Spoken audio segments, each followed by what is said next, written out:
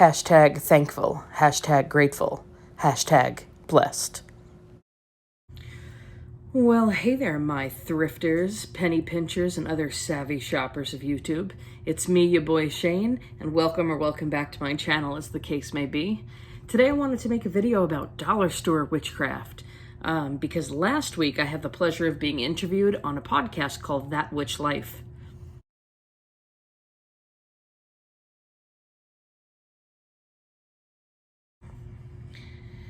And we talked about dollar store magic, and it occurred to me that I had never made a video about that.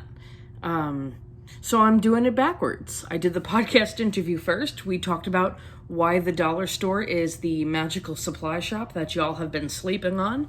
And then I was like, yeah, you know what? I'm going to go to the dollar store, and I'm going to illustrate all my fabulous points, and I'm going to show you what's up at the dollar store.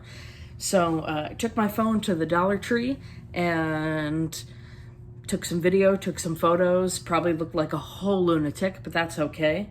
And I wanted to show you what I came up with because, you know, witchcraft and magic should not have to cost you a whole lot of money. It just shouldn't.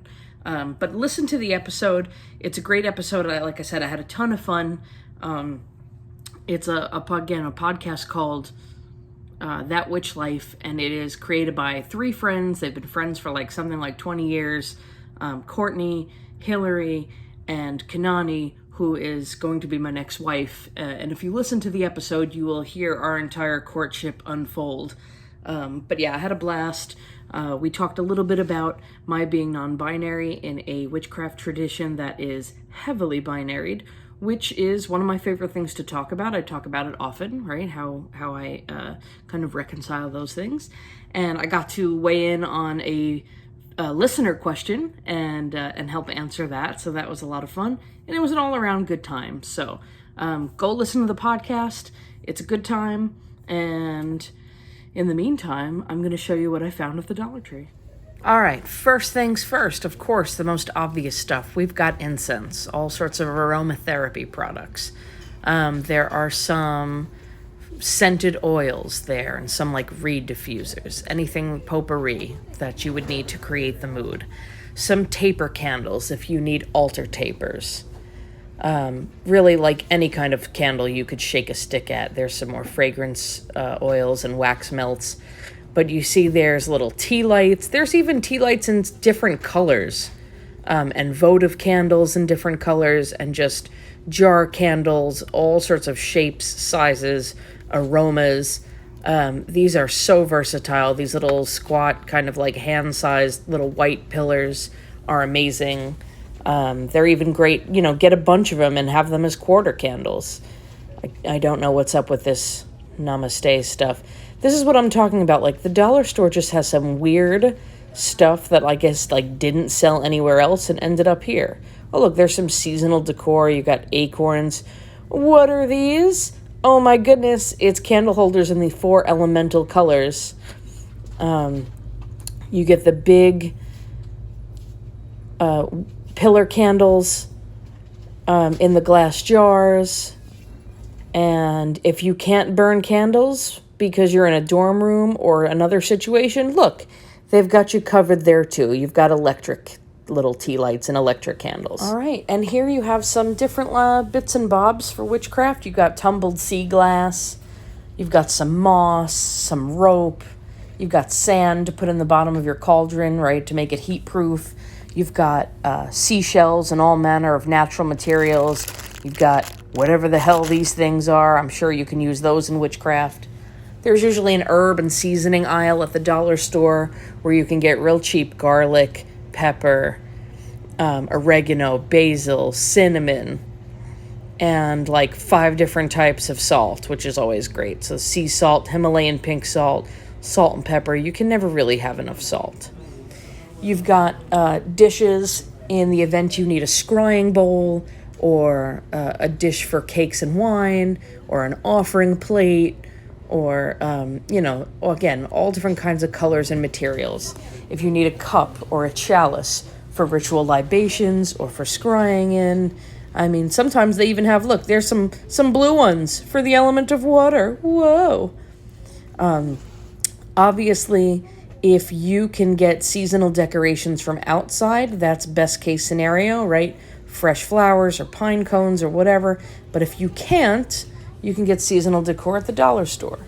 And these I like for offerings. If you make offerings to Fae or ancestors or, house spirits or gods or goddesses, what have you, small little pouches of nuts or candy. If your gods have a sweet tooth, I sure do.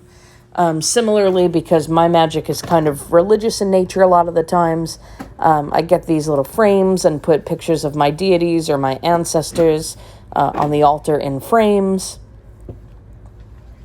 If you need teeny tiny bowls for salt or water or little offerings or other little bits of witchcraft.